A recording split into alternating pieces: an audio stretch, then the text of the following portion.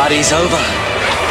Comes another shock to the system. I don't know where she is. I do.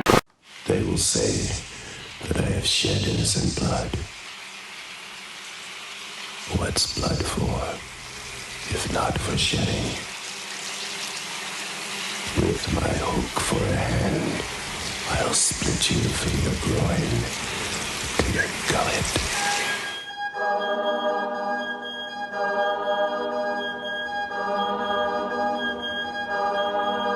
Have you ever heard of Candyman? His right hand is sawn off.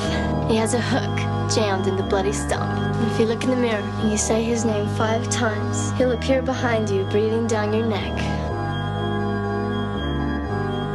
I can't say nothing, or Candyman will get me. I hear you looking for Candyman, bitch. We're here looking for Candyman, bitch. We hear you looking for Candyman, bitch. We hear you looking for Candyman, bitch. Who is that? Be my victim. I am the writing on the wall, the whisper in the classroom. Without these things, I am nothing. So now I must shed innocent blood. No matter what's going wrong, I know one thing, that no part of me, no matter how hidden, is capable of that.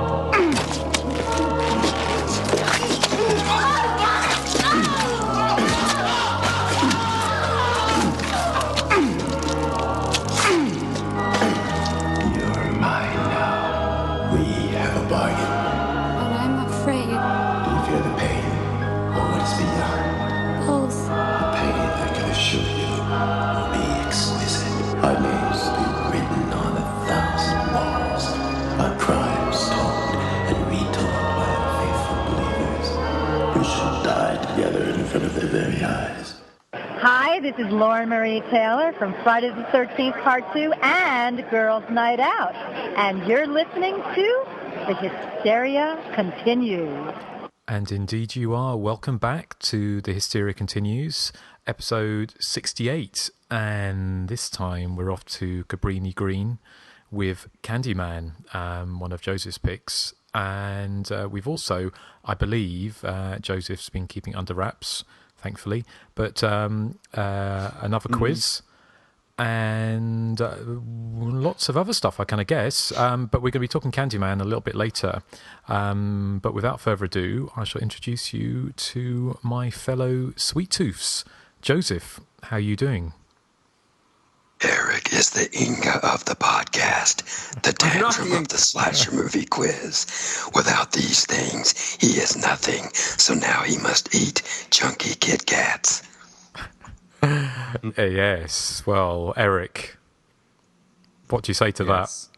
The pain is quite exquisite. Did I say pain? I meant the Twix. Sorry. So you don't like Twix as much as Kit Kats? Well, I'll let you into a little secret. I probably prefer a Twix to a Kit Kat. Well, there's probably going to be lots of Candy talk, I think, on the podcast. Do you know what, though? I said Randy Man 5 times into the mirror, and Joseph appeared behind me. Really? Did he hook you? No. Okay. Didn't take you roughly from behind, then? No, he was naked, though. Gosh. Well, this is what you get on the Hysteria Continues classiness. utter classiness. And Nathan, how are you doing? Hopefully, have you been ravished by anyone from behind recently?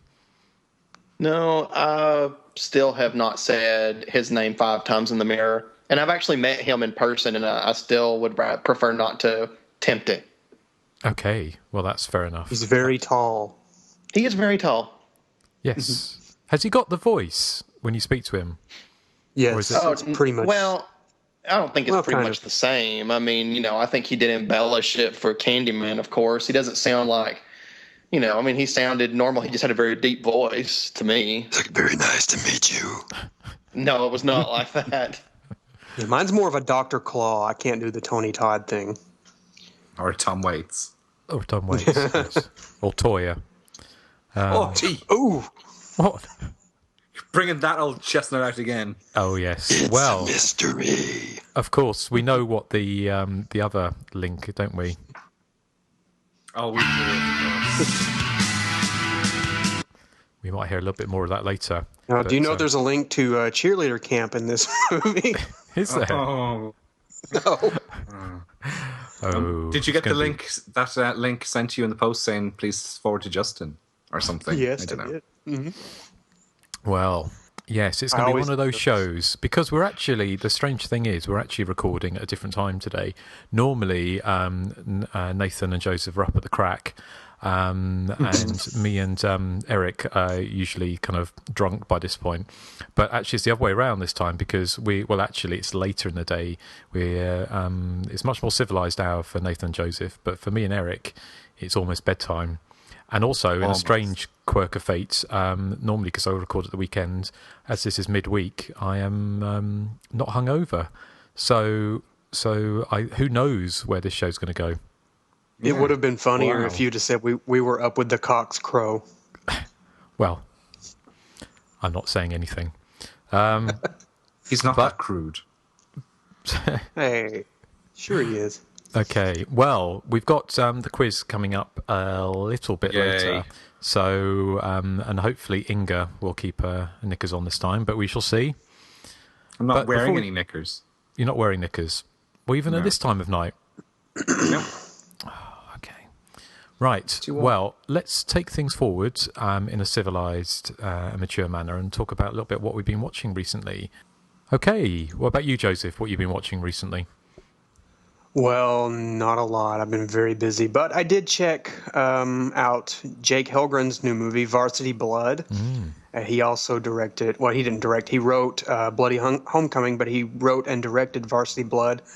And I got to be a little honest. I think I preferred Bloody Homecoming a little more because I think Varsity Blood, I didn't really like the characters as much as I did in A Bloody Homecoming, and I like the idea of this tragic event happening in the past, and then they have this big homecoming dance, and that's when the action takes place. With Varsity Blood, I think he may wait a little too long to actually get into the backstory, and I think that kind of hinders it a little bit. But I mean, overall, there's a lot of great stuff in this movie. There's one scene in particular. I won't spoil it because I know you and Erik have not seen it yet, but there's a shot in a gymnasium where someone's decapitated head ends up in a basketball thing. I really did like that. And it's got some really great gore, and I think Jake has a promising future as a director if he decides to direct any more of these slasher films. But I mean, overall, I liked Bloody Homecoming a little more. I liked the characters, like I said, a little more there. But yeah, I mean, watch out for this one. I'm not sure when it's going to come out, so but we got an advanced screening of it, and I'm thankful for that. And Jake is a great guy. He's been very, helpful with us and very supportive of our film. And I know Nathan's watched it as well. What did you think, Nathan? I liked it. I guess I'm not sure which one I prefer. I think they both have, their strong points, and I don't know which one I would, go for, I guess, is better than the other because, like I said, I think they both, have really good sequences. I liked in Varsity Blood, there's one character, I'm horrible with remembering the names, but she's the blonde, the blonde cheerleader. I really liked her character, and she's the one that has the chase scene, I think, in the barn. Or she ends up in the barn at some point. Yeah, I really liked her. And part of me was almost rooting that she would end up being the final girl, even though you kind of know who the final girl is going to be. But a lot of times in movies, it seems like for me, I always end up hoping somebody else will end up being the final character. I don't know why that is. Even with any movie, like My Bloody Valentine, like I would have liked Patty to have been the final girl. It doesn't mean I don't like the movie any less. It just means, I don't know. I guess I just end up liking the secondary characters a lot. I was that way with Bloody Homecoming. The Nora character, who was kind of the snarky goth. I really wanted her to be the survivor. Yeah, but it didn't hinder me liking the film any less or anything like that. Oh, definitely. And I think that it's what people like Jake have been doing lately. They're making films like Jake has Bloody Homecoming and Varsity Blood. coming out, and Kevin Summerfield and Steve Galtz have Don't Go to the Reunion. There's just a lot of people out there making like low budget slasher movies where, I mean, if you can look past the budget, they're fun, entertaining movies, and I think people should definitely give them a shot, because I mean, these are people that are doing it for the love of movies. It's not to make a quick buck, and I got more to say about that in a little bit anyway. But yeah, I mean, like I said, I liked Varsity Blood, so cool. You go, Jake. Excellent. Well, we love you, Jake. We love you.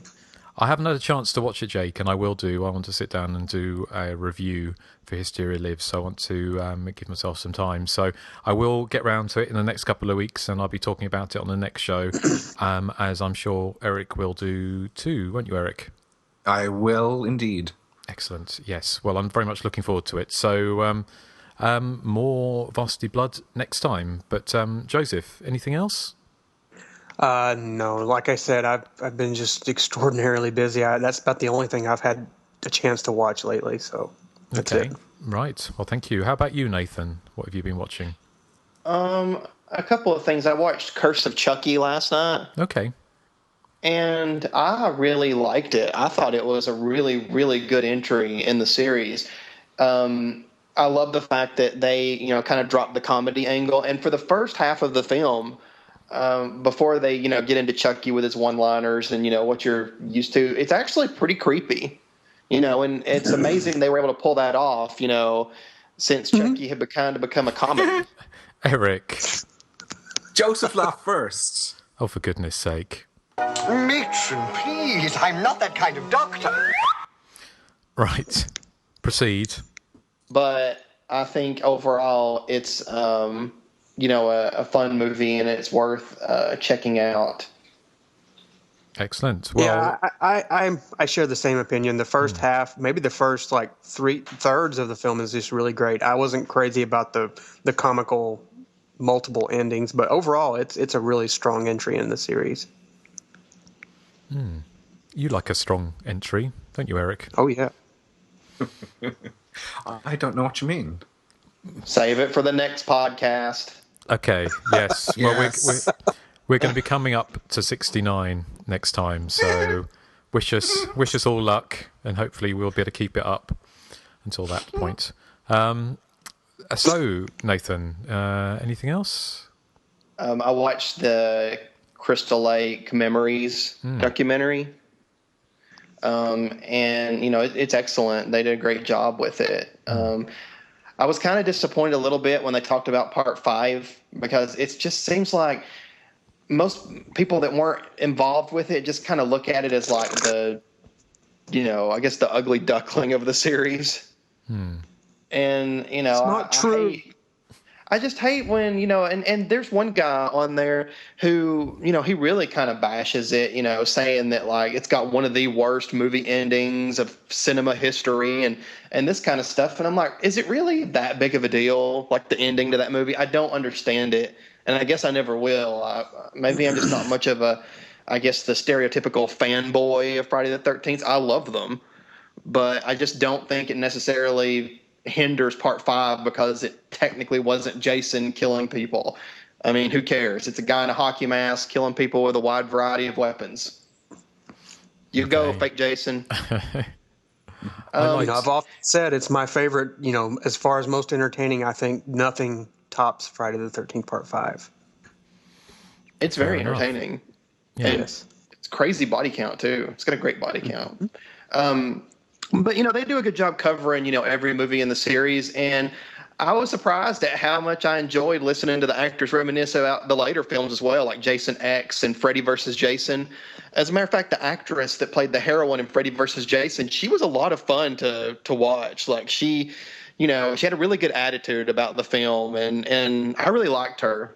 I thought, I bet she was fun on set, because, she just seemed to have a great attitude about the movie and, everything in it. And I don't know, I thought that was good. And one thing, just watching this and learning, about, the studio interference with movies like this. And it's like, little things like Betsy Palmer, for Freddy versus Jason, the studio decided, oh, well, she can come for a cameo, but we ain't paying her. And this is like a multi-million-dollar film. So I'm like, would it really have made that much of a difference to pay her something to get her to do this little cameo in the film? I don't know. Little things like that just seem like just a lack of, I don't care. It's like, as long as it makes money, I could care less about the film. And, it's kind of sad. Yes, well, I'm just up to Friday the 13th, part 7 at the moment, so I'm working my way through them.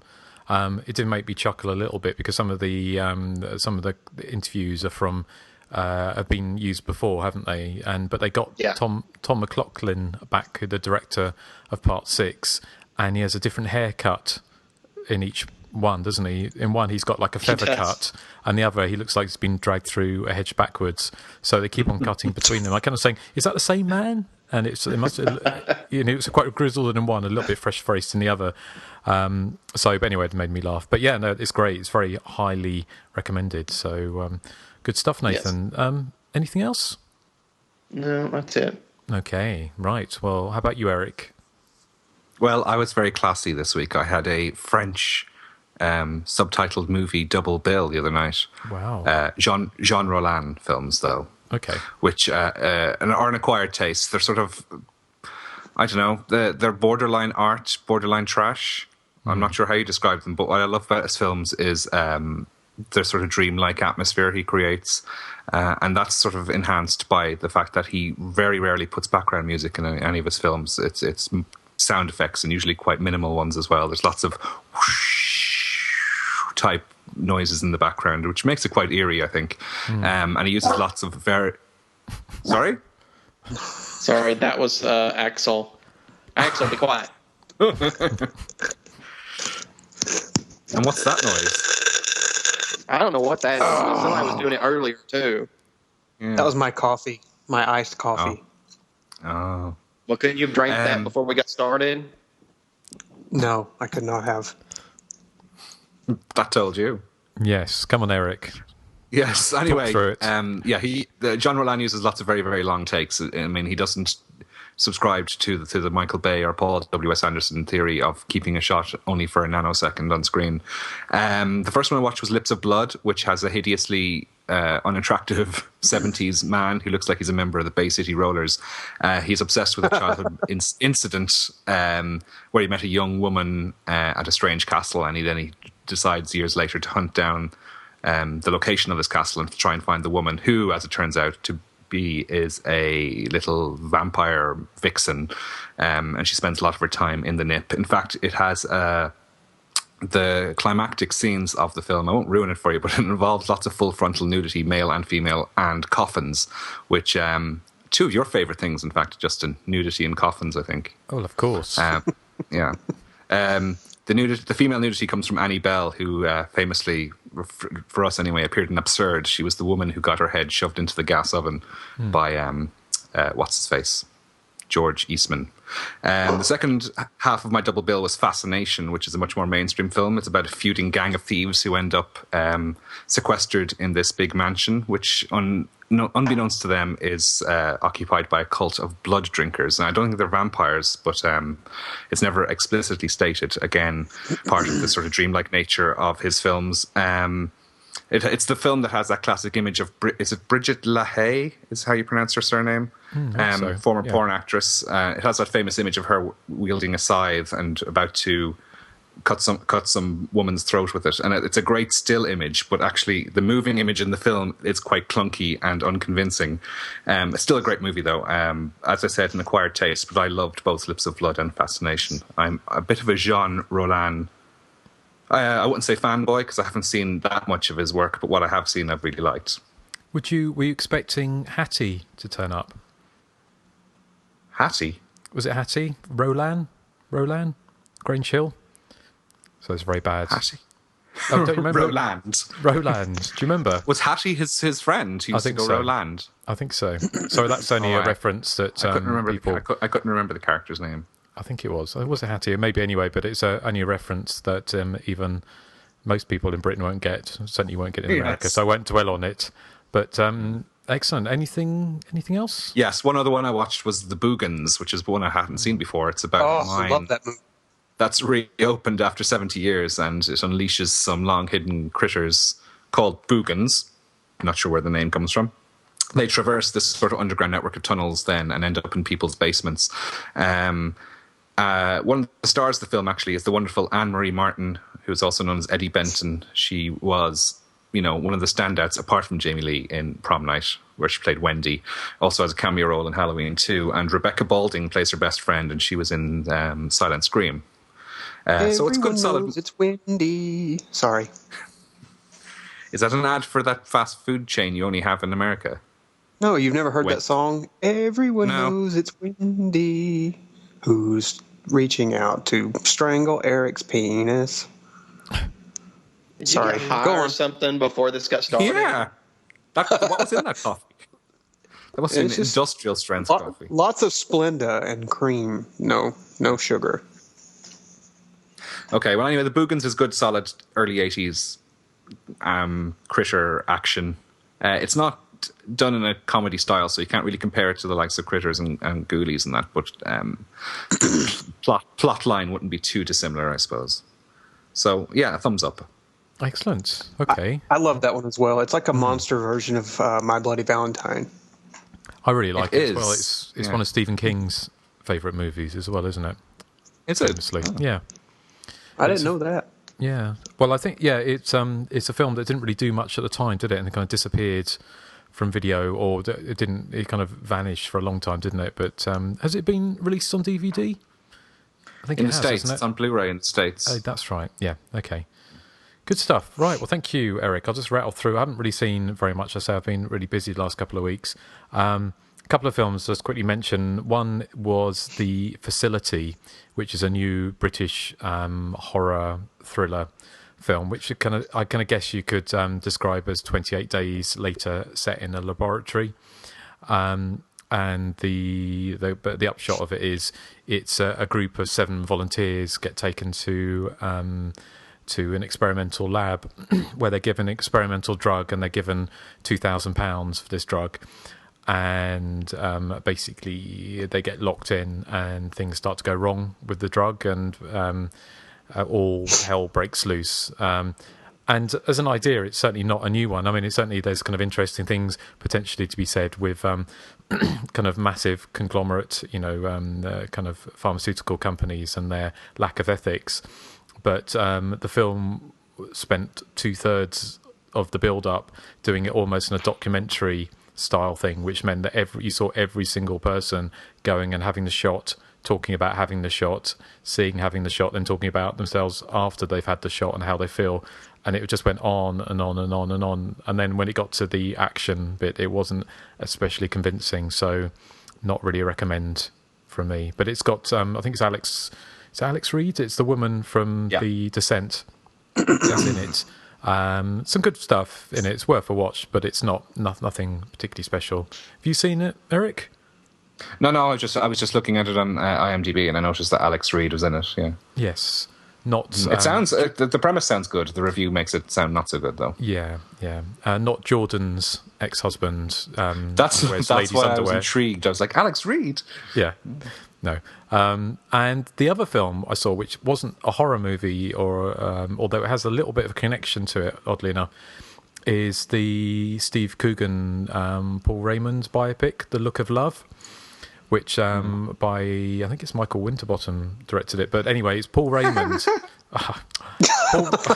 Paul Raymond was famous in the UK because he ran Raymond's Review, which was a nudie club in Soho in London from the 50s, which started off as a topless bar and kind of sort of song and dance place, and then fully nude. And then he launched Men Only, the magazine, in the UK and the States.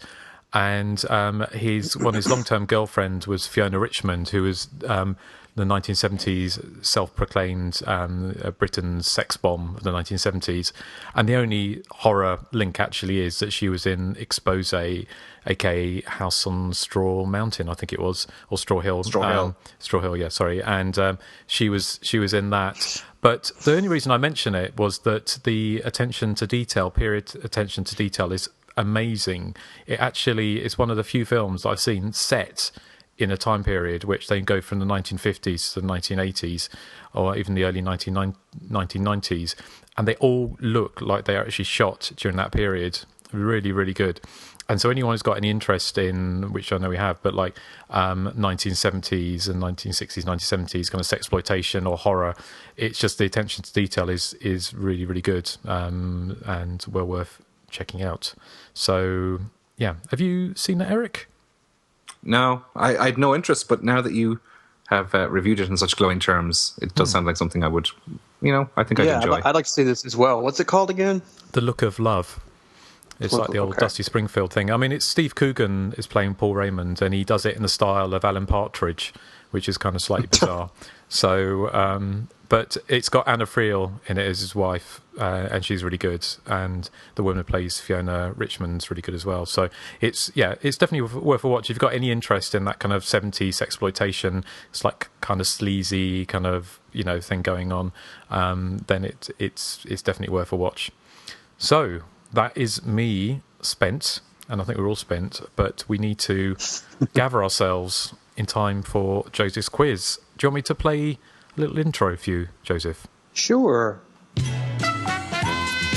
Erik, Justin, and Nathan, come on down. You are the next contestants on the Slash is Right Slasher Movie Quiz, brought to you by Inga's Potty Pads.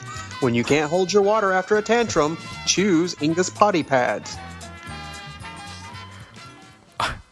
I can't help but feel I'm being picked on already. Oh. I said Inga, not Erik. Yeah, well. Speaking of Erik. Erik. Yes.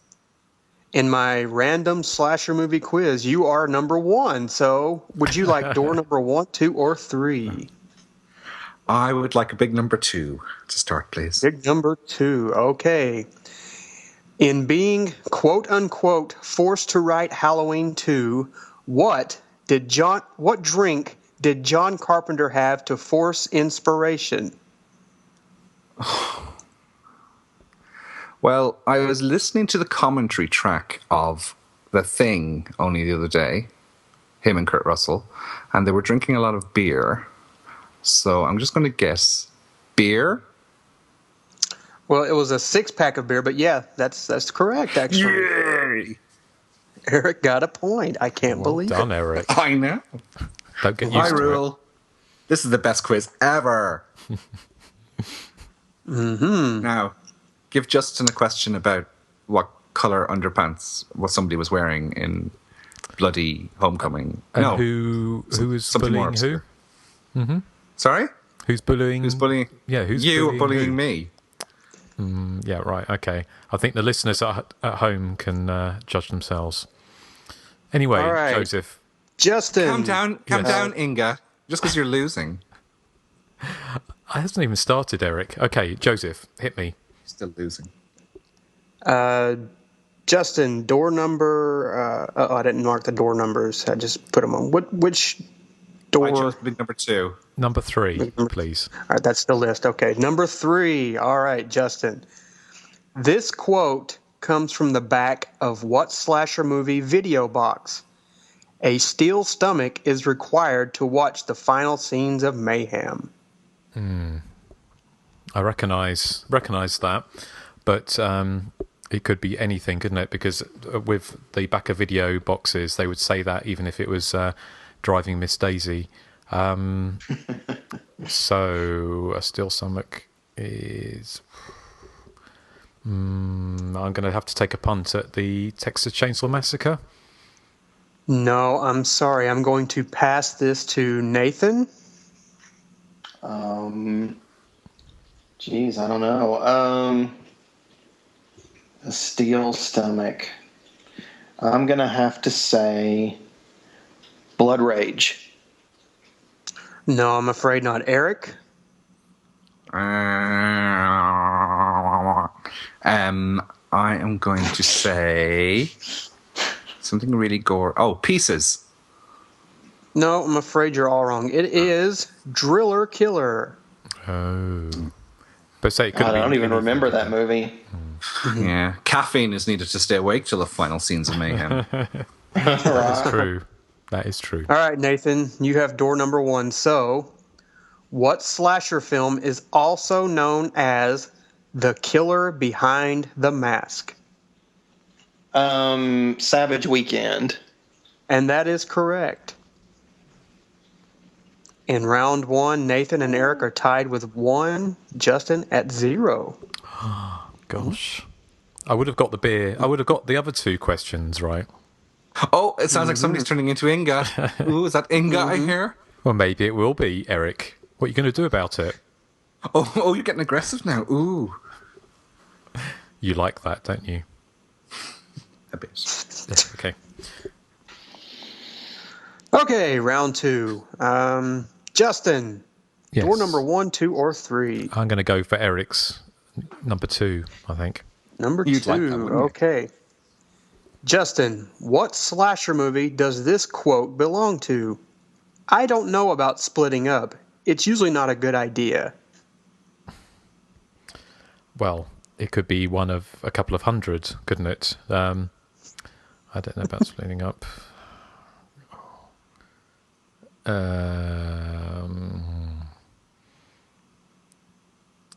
Hell Knight? No, I'm sorry. I'm going to pass this to Nathan. Urban Legends Final Cut. No, afraid not. Erik? I'm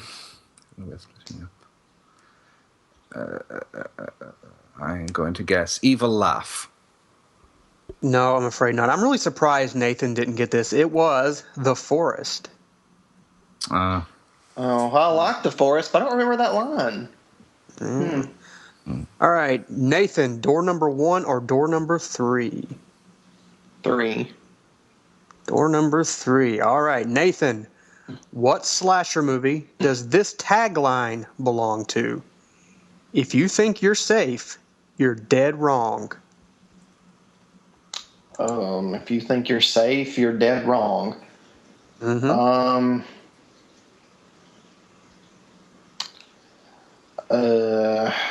Geez, I keep thinking of titles, but then I know their taglines, so I know it's not right. I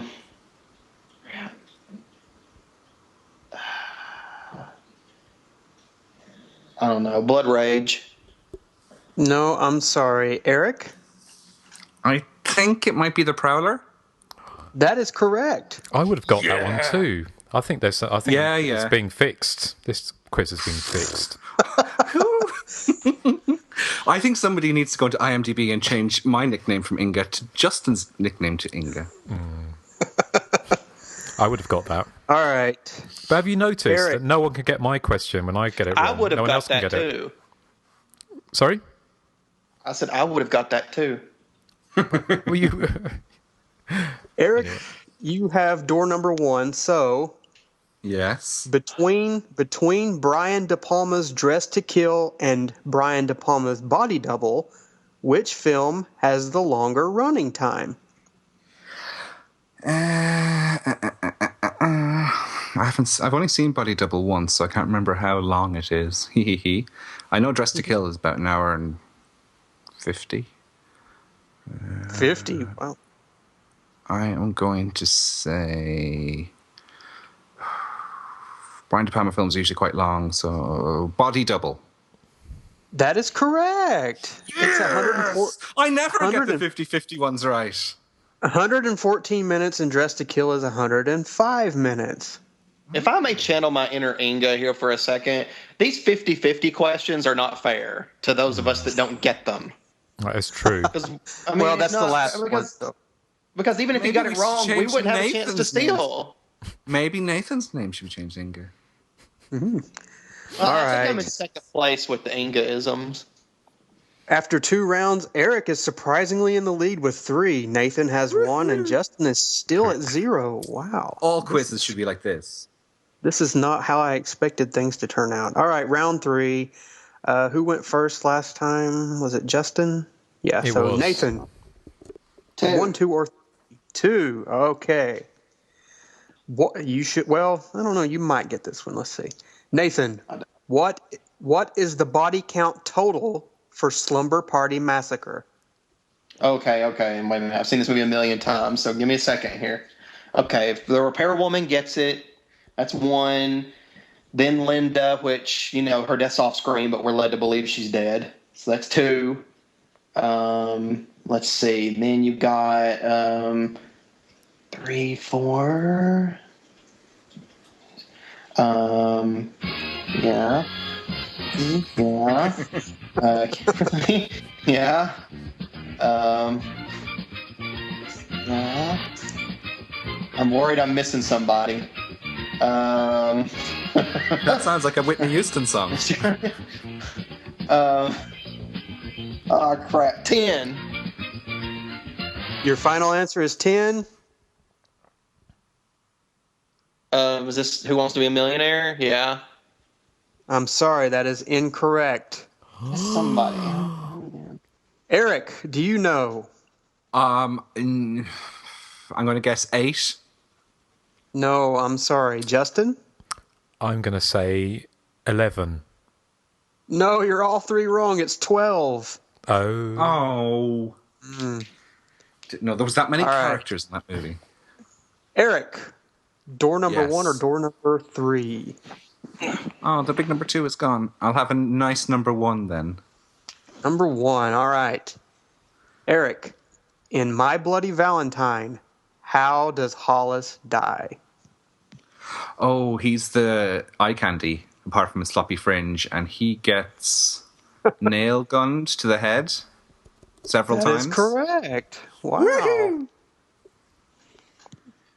Okay, I'm a little upset. This is not turning out how I wanted it to. It's turning out the way I wanted to. You're totally feeding Erik the easy ones. He got a 50-50 question, and now he got How Does Hollis Die in one of the most well-known slasher movies ever.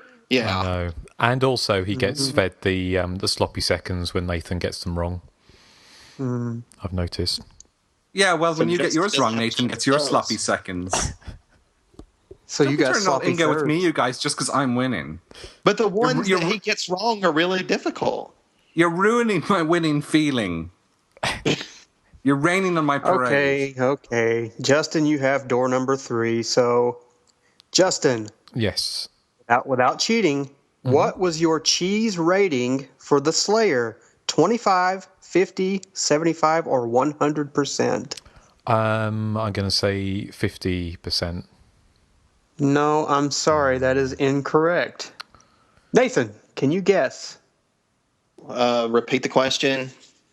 What was Justin's cheese rating for The Slayer? He guessed 50, so the only ones left now are 25, 75, or 100. I guess 75. No, I'm sorry. Erik, between 25 and 100. Okay, I'm going to guess 25, because it's not that cheesy. That is correct. Woohoo! Wow. Oh, come on with your little insults, everyone. Come on. No! Erik, no!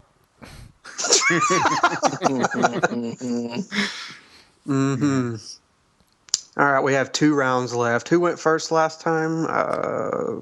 Nathan. Was it me Nathan? first? Yeah. So, Erik, door number 1, 2, or 3?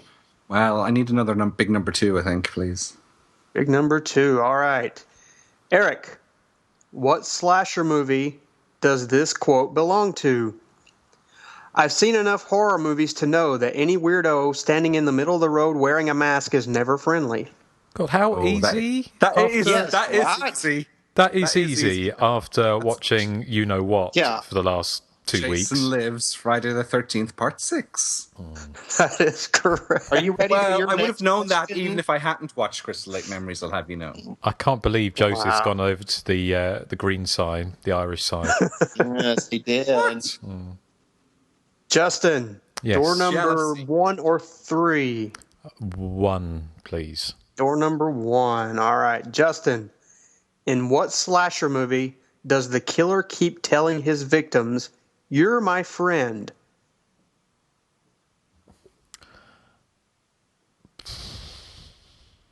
God, I don't know. You're My Friend. I don't know is the honest answer. Junior? No, I'm sorry. Nathan? I don't know. Maniac? No, sorry. Erik? You're My Friend. I'm going to say... Oh, God. I'm really surprised Nathan didn't get this one. Oh. Is it... I haven't seen the film, but is it Unhinged? No, I'm sorry, that's incorrect. It was actually Spine. Oh, I have seen Spine. Oh, but I haven't rewatched it recently, so I don't remember.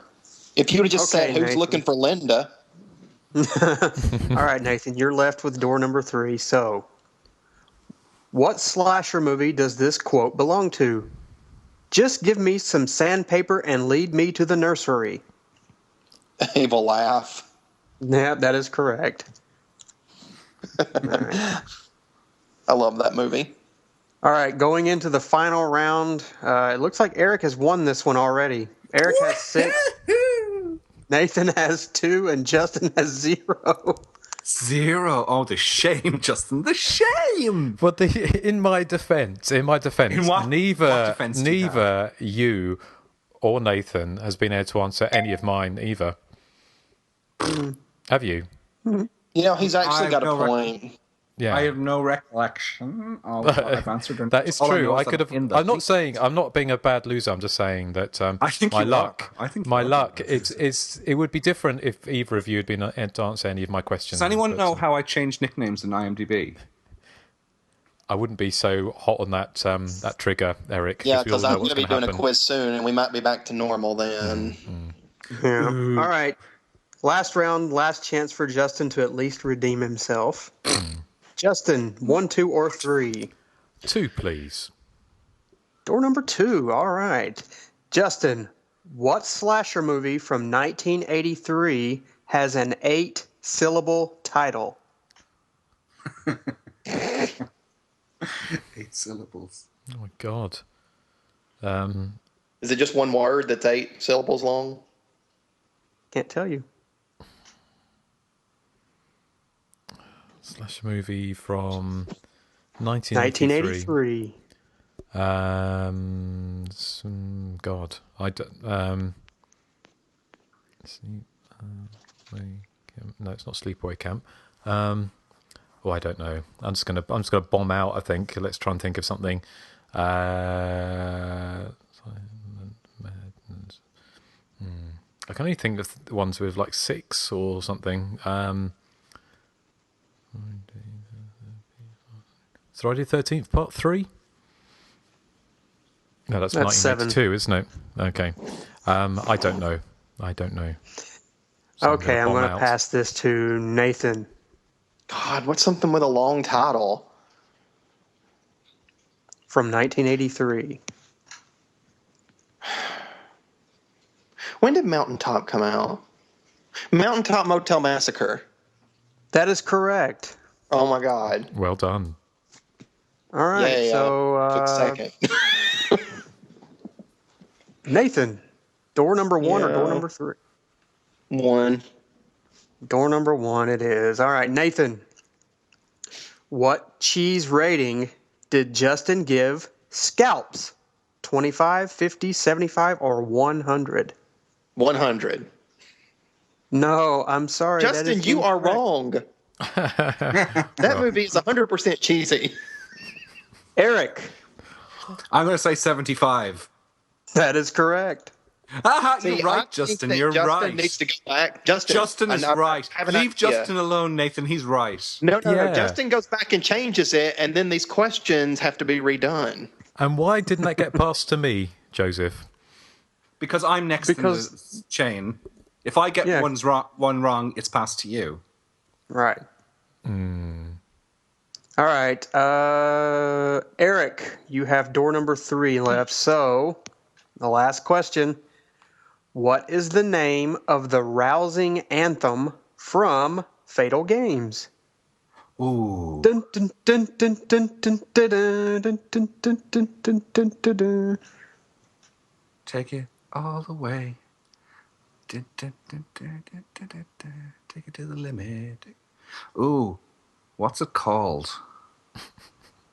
Take it all... No. Take it all the way. That is correct. Yeah!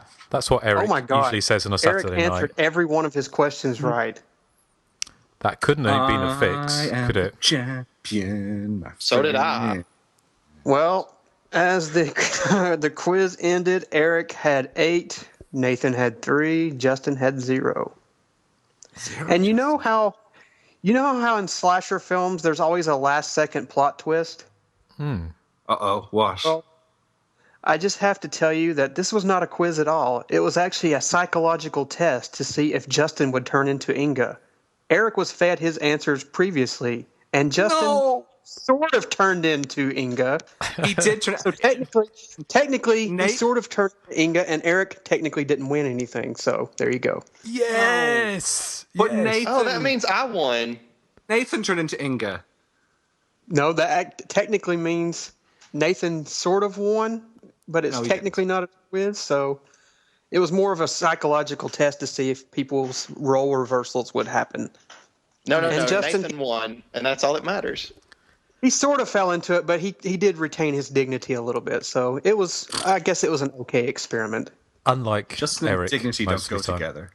Shut at you. I promise the next time it will be a regular quiz with no last second plot twist. I thought that quiz seemed very odd to me. I did as well, because I kept on... Erik was getting everything right. I mean, did you even miss any question? What are you insinuating? He only missed stuff that I passed to him that you guys... I got 3 of the ones past me were right. I got right. What do you mean you got 3 of the ones past you got right? Yeah, I wasn't fed those answers and I got them right. Oh, I see, right. Ones that Nathan passed on. But you see, this is like the plot of a slasher movie, isn't it? Because then now I've been, you've pulled a trick on me. Now I'm going to come back and kill you all in 10 years' time. Well, in my defense, Justin, I didn't know about it either, so I should. Well, no, Erik was the only one who knew about it. Well, we knew, didn't we, Nathan? I think we knew there was something going on, didn't we?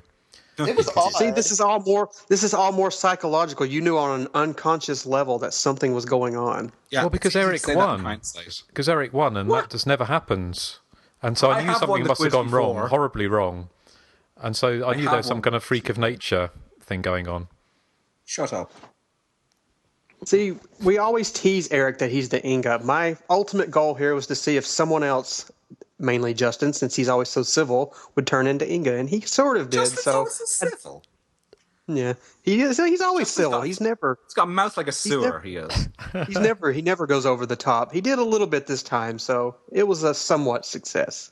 Yeah, I think it would have been better though if you would have been very obvious with giving Erik like easy questions. I wonder what Justin's reaction would have been then. I think most of them were fairly easy. Yeah, but not like to an obvious level. Yeah. Well, I always keep my dignity, and that's a lesson that we. Yeah. Well, except Erik when you're drunk learn. and falling down hills. No dignity then when you wake up in a ditch with a broken ankle. That was a legitimate accident, Erik. A drunken legitimate accident. Well, it was still legitimate. Anyway, I think after that, it's like one of the... What was that film where they made college students become the guards and the prisoners, and it all went horribly wrong? Summer Camp Nightmare? Continues? Summer Camp Nightmare? Well, no, it's a proper thing, wasn't it? Was it Stanford Experiment or whatever? But there's one called The Experiment. Yes, I think it's based on real things. And see, that's what happened tonight, you see. Yes.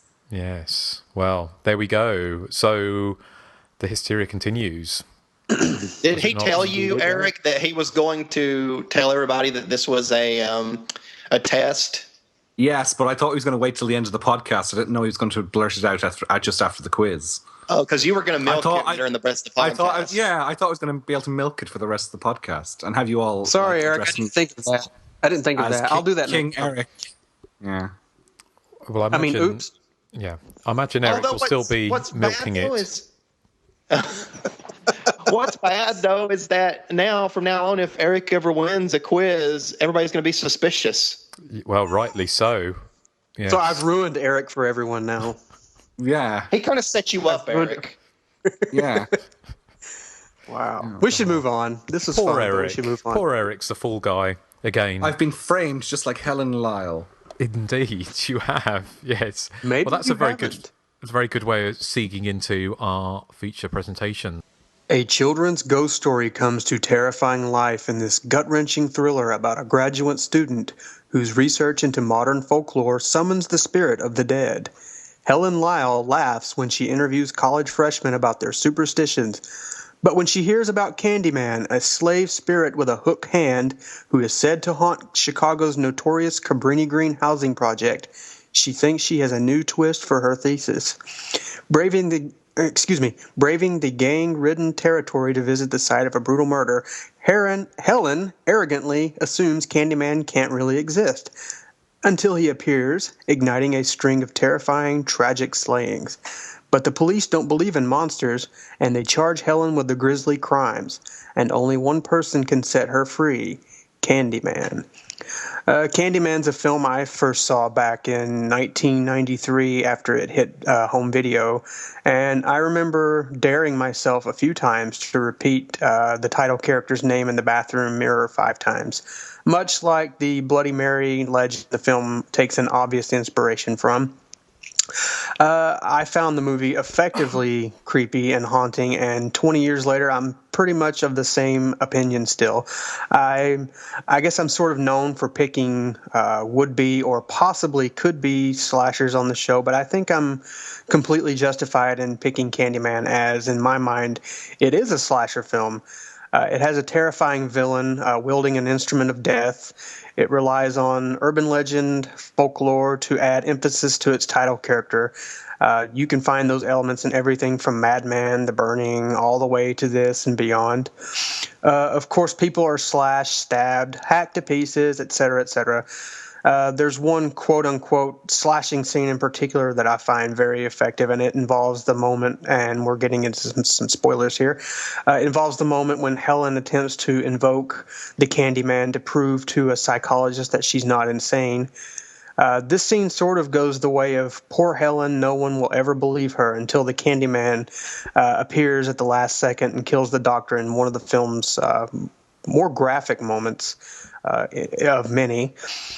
Of course, the score by Philip Glass is beyond excellent. I think Tony Todd is suitably chilling as the title character, but in my mind, it's Virginia Madsen, who steals the show as the cynical Helen, who she slowly, as the film reaches its conclusion, kind of converts to a believer.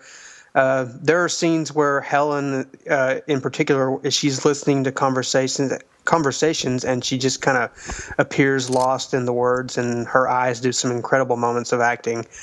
I have a lot more to say, but for now, I'll let Nathan throw his hook into it. Well, I'm sure this will come as a shock to nobody that I love Candyman. I think it's really well made. I think the story is very interesting, and like you said, the acting is very good all the way around. I think Virginia Madsen is one of the most underrated actresses out there. I think that I really feel like she should have gone on to, I guess like superstardom at some point, but I don't know. I guess it never quite happened, but Tony Todd is excellent as Candyman. He's got a great voice for it, of course. The music, I love the score for this movie. Every piece of music in this movie is brilliant, I believe. And I'm kind of one of the people that I find the first half of Candyman a lot scarier than the last half. To me, it's just a matter of once you get to know the evil, and he just kind of loses something for me. Like, I thought he was much scarier as the story and kind of in the shadows and just hearing about him. I mean, to me, like, the scene where he's, got Helen and is going to kiss her with the bees in his mouth. I mean, that's nowhere near as scary as just hearing the story about Ruthie Jean, like this old lady in this building who hears somebody like coming through her wall to get her. I mean, just hearing that story to me is scarier than anything in the last half of the movie. So, I mean, I guess I'm just more of, what you don't see is scarier than, I guess, when he's right there. That doesn't mean I think the last half of the movie is bad. Like, I think it's really good. It just, instead of being scary for me, it kind of turns into more like, oh my God, how is Helen going to get out of this? Because the evidence against her is pretty damning, even though she's innocent. And there is one scene I think is scary in the latter half of the movie. It's when Bernadette, her friend, is coming to see her, and Candyman's behind the door. I thought that scene was very well done, with the music and with the acting on the part of Tony Todd and the actress that played Bernadette. I can't remember her name, but she was excellent in that scene. Yeah, she was great in that scene because she kind of has that look on her face, just like it's like your heart's like dropped to the floor, and like her face is just kind of shaking slightly, like it's just kind of a look of like shock and oh God, I'm about to get it. With that hook. But anyway, yeah, I don't want to blab on too long here, but, I'm a fan. I like it. Yeah, I would kind of agree with you that the storytelling portion of Candyman's legend is scarier than when Tony Todd shows up. That's not a knock against Tony. I think no, not at all. With the work he's given, and he does have to talk a lot. I think he makes the best of it, and he really is good. But Erik, what about you? Yeah, I do like Candyman as well. It reminds me kind of a mashup between urban legend and A Nightmare on Elm Street. Urban legend obviously because that's what the film is focusing on, and Elm Street because I suppose Candyman is kind of a Freddy Krueger type minus the quips.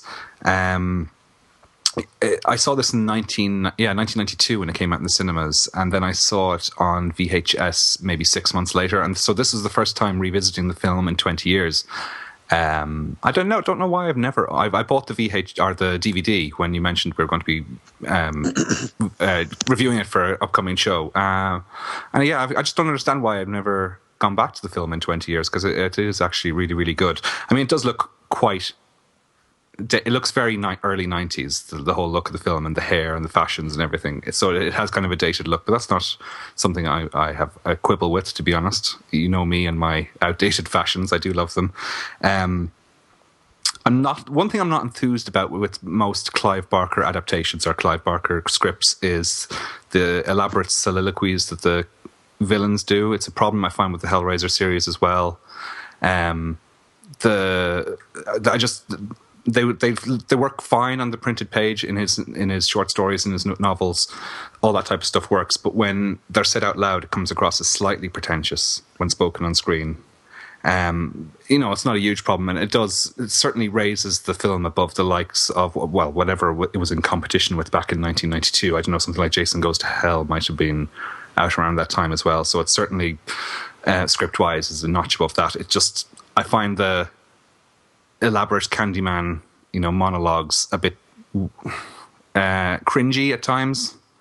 I'm probably the only one who thinks that, though. But I mean, on the flip side of that, no, you think that as well, Nathan? Yeah. I kind of agree with you, and I really hate to say it because I love the movie so much, but some of the lines that that Candyman has to say, they come across kind of hokey. That's what I think as well. Although he does. I would agree, but I think Todd really does. To me, he saves it. He saves like some hokey he's a very good actor, and he's a very good actor, and he has an amazing deep voice, which may have some kind of audio processing put on it. I'm not sure, but it is really, really good. And I mean, on the flip side of that, you have really, really cheesy dialogue, like the famous "I hear you're looking for Candyman, bitch," and. I think that's also funny. There's also a great line which is actually in the short story as well, where I think anyway, where it says they found it floating in a toilet, which is referring to some dude's severed winky. No, it's a kid. It's a tiny little kid, I think. They're referring to in the film. Yeah.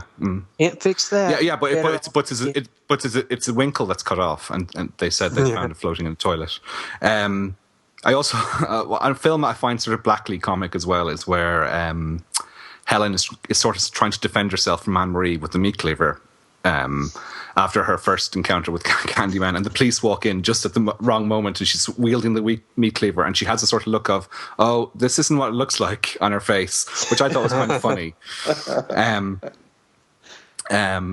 Yeah, there is one scene that really disgusts me, and it sort of outdoes Friday the 13th Part 3 for disgusting toilet behaviour, and that's where Helen is looking through the toilet where the young boy was killed, and there is what looks like a colossal poo on the floor of the toilet. But, when she lifts the lid and she sees all the bees inside it, if you look to the right of that, there's a colossal poo on the floor. It's like, ew! I was trying to eat my lunch while watching that, and I thought I was going to throw up. It was so disgusting. The sweets to the sweet written on the wall in poo didn't bother you, though? That did as well, too. Yeah. I thought that was dried blood. It might have been, but it looked like I definitely saw sweet corn in it. Yeah. Sweets to the sweet corn, yeah. Oh, so disgusting. One thing I'm confused, like, I do love the film, and I'm criticizing it here, but I do actually really like it. But one thing I'm always a bit confused about is the internal logic of the film regarding the Candyman myth. Like at the start where they're telling the story that has Ted Raimi in it, he says Candyman into the mirror 4 times, and then his girlfriend says it once, and Candyman appears behind her and kills her. I thought she would have had to say it 5 times. No? Yeah, I'm not too clear on that either. But yeah. Well, I mean, and remember, and that's just a story that somebody's told, and who knows how the Candyman legend is changed from story to story.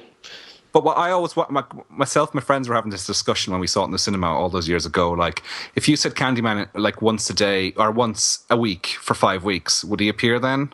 Or if you accidentally set it into a glass, which is a semi-reflective surface, would that work? I'm also wondering about pronunciation. That like with Siri on your iPhone or iPad, would Candyman have problems if you had a strong accent or if you were foreign? That's like what Nathan said about the Evil Dead. If you had a very bad inflection in your voice and you tried to read the Book of the Dead, like if you said Candyman, would it still work? Yeah, he'd be like, "Were you looking for me?" Well, yeah, bitch. Well, you looking for Candyman, bitch? Yeah, I do agree with Creole. My Creole accent. We're here. You're looking for Candyman. Well, very convincing it was too. Now do it in a Justin accent. Hello, love. We're here. You're looking for Candyman. Sorry, that sounds southern. That's southern. Blimey. I don't know. I cannot do that. I'm sorry. Justin, you are southern. We hear you're looking for Candyman. Here you're looking for Princess Candyman. Diana. That's true. I can't do accents either, Joseph. We tried doing accents before, haven't we? But it never works that well, does it?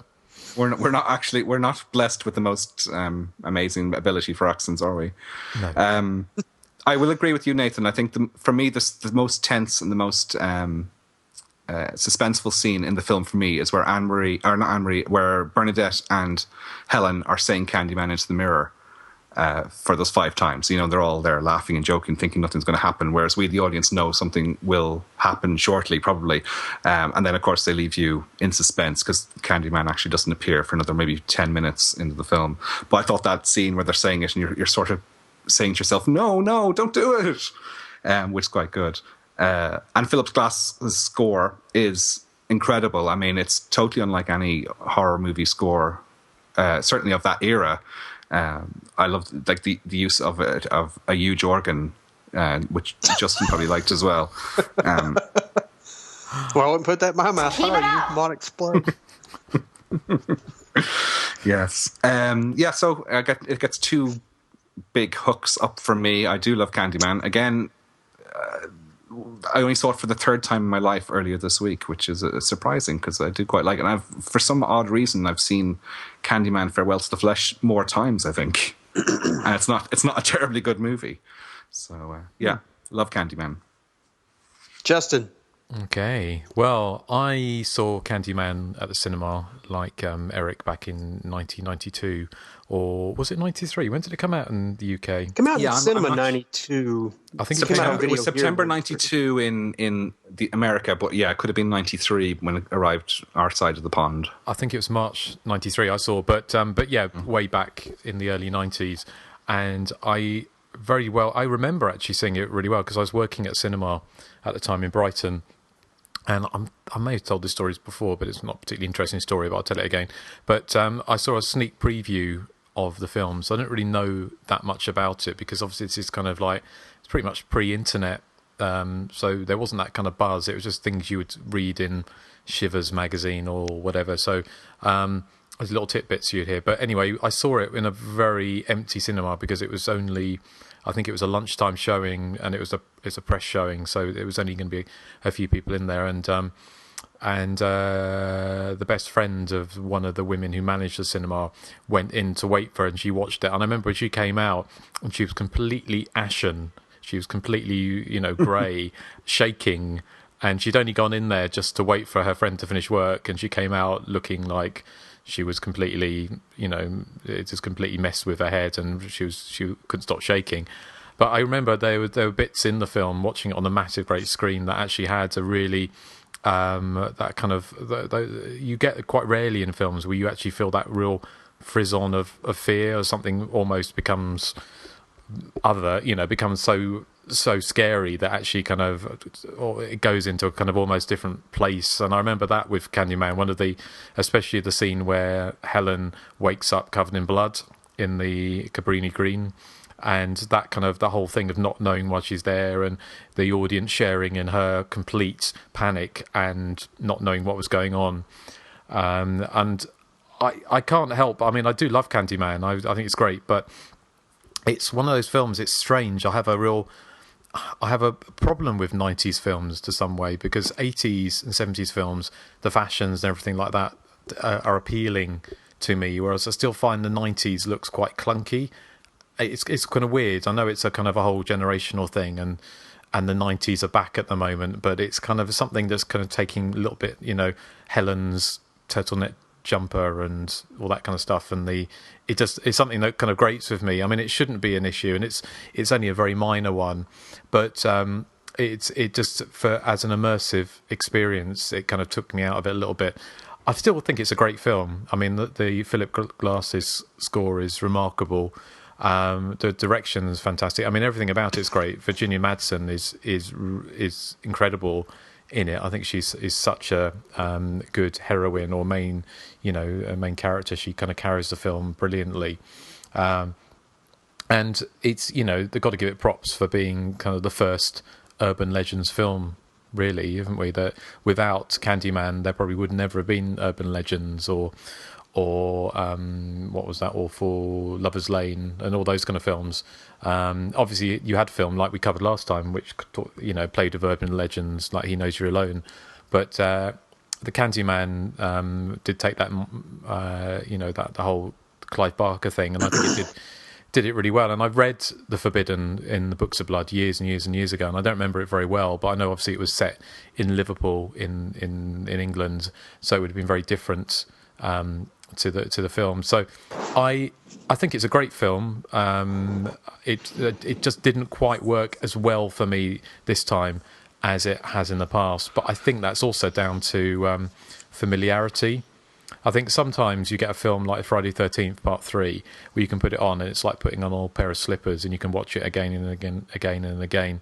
But sometimes films that kind of maybe slightly more intellectually or whatever engaging, I think that familiarity can sometimes mean it doesn't quite work as well on repeated viewings. And I have seen the film quite recently as well, so but yeah, it's probably one of the best films we've covered on the podcast, certainly, but yeah, just with slight reservations, but I think that says more about me than the film itself. I reread The Forbidden this week, actually, to see how it compared. And it's remarkably similar. I mean, the villain in it is called Candyman for starters, but there is the one big difference is there's no, well, apart from relocation to the States, the big difference is there's none of this saying it into a mirror 5 times malarkey that was done for the film. But the rest of the script is quite similar, or the rest of the short story is quite similar, yeah. Okay. Is it about somebody doing looking into urban legends? No, she's studying graffiti, and that she's doing that for her thesis. So she's photographing all this graffiti, and somebody says, "Why don't you come into this? You know, they call them the projects in the States. I don't know what do we call them over here? Council houses." Council apartments, whatever you call them, council flat, yeah. And she says, "Come in and look at these derelict council flats," and because the graffiti is much more obscene and more elaborate and blah blah blah. So she goes in there, and that's where she learns about this character called Candyman. But the character names are all the same, and she sees "Sweets the Sweet" written on and there's the door frame with the mouth around it, like there is in the film. And it ends kind of similarly, yeah. One thing I wanted to talk about, this is, getting into major spoilers. Obviously, with the sequels, it kind of cancels this idea out. But one thing I've always thought is the movie kind of plays on both sides that perhaps Candyman really isn't real and that it was Helen the entire time, because at the end when you see the mural of the girl from the past that looks just like Helen and Candyman, you hear Candyman say, "It was always you." Like you think he's saying that because he means it was always her, like she's a reincarnation or something, but it could always mean it was always her doing the killings, because I always thought, she got so into this, and then that moment when she get hit on the head by the gang member, maybe she kind of went, a little psychopathic and a little overboard, because no one else really sees Candyman except her. And she's the one who comes back at the end when Trevor, her cheating ex-husband or boyfriend or whatever, says her name into the mirror, and then she's the one that comes back, and then of course that "it was always you" line kind of gives that whole, well, it could be schizophrenia, it could be like a whole Fight Club thing going on here, but it's probably not meant to be taken that way. But you can kind of, there's a few clues that would point in that direction, I think. They do discuss that on the they do discuss that actual reading of the film on the special features in the DVD. The makers say, really? It's nice if people can read that into it, although they are aware that the film more or less explicitly states that Candyman is a real demon or whatever. Right. But they do say that they do like that some people read that into the film, and I think it's a valid point. But as you say, it's undone by the sequels. But yeah, see, I'd never actually watched the special features, so I had no idea. But I mean, I always assumed that Candyman was real. But if you look at these little clues, you can definitely get a schizophrenia angle out of the film. Well, Virginia Madsen says on the commentary that she was talking about that, and she said the only bit in the film where the reason she thinks it was the Candyman was real was the killing of the psychiatrist. She said that her character couldn't have done that because she was strapped to a chair. That's the only one. All the others, you could look at it and think, well, this all kind of happens off screen or whatever, and she wakes up or she's seeing it through different eyes. And but that was the one she said that made her think that she really hoped that Helen wasn't mad and doing the killing. And it was the killing of the psychiatrist who, don't you recognise him? He was I can't remember his name now, but he was the bank manager in Drag Me to Hell. Didn't know that. Just younger, 20 years younger. But I didn't notice that either.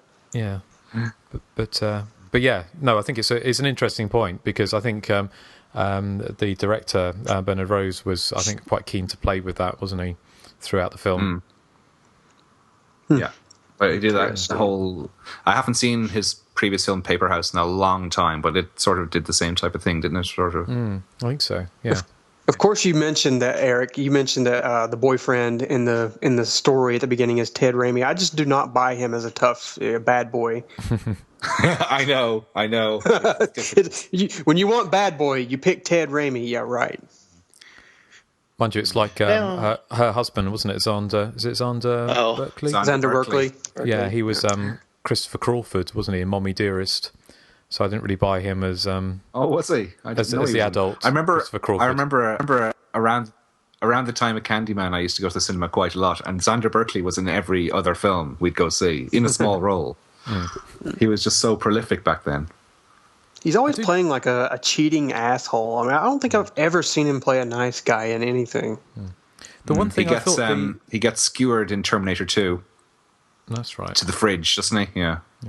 I quite liked it. I thought he was pretty good in this. I thought all the acting was really good, and I really liked his girlfriend. You know, the slutty little student. Yeah, because I love when she turns around and sees Helen walk in.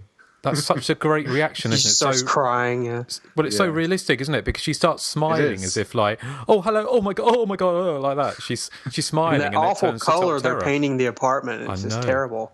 No wonder. And of course you get Xander's immortal line, oh, honey, have you done another boo-boo? Yeah. Or something like that. Yeah, that was... Now, did the fake Candyman was the one that killed Ruthie Jean? Because I just can't imagine this older woman, like calling for the real one. Because the detective determines that when they had him in interrogation, they determined that he was the one who killed Ruthie Jean.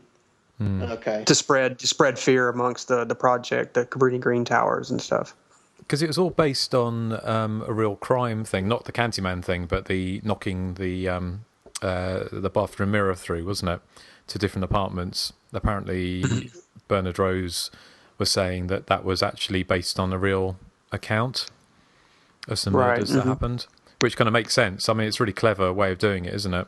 But he was sort of saying, wasn't he, Candyman at the end of the film was saying that that Helen had basically destroyed his disciples. He needed his disciples for him to exist, which is quite a Freddy Krueger style thing as well, isn't it? Yes, that's what I was thinking. Yeah, he needs the fear to exist. Yeah, and so his disciples were carrying out the Candyman, the killings for him almost, so he was able to exist throughout that or through that. Yeah, that's what they'd said. They really messed Helen up too, because when it showed her eye after she got attacked, she looked awful. It was terrible. If Candyman wants to be with Helen so badly, why doesn't he just kill her? Why does he sort of frame her for all these other deaths? I don't quite get that.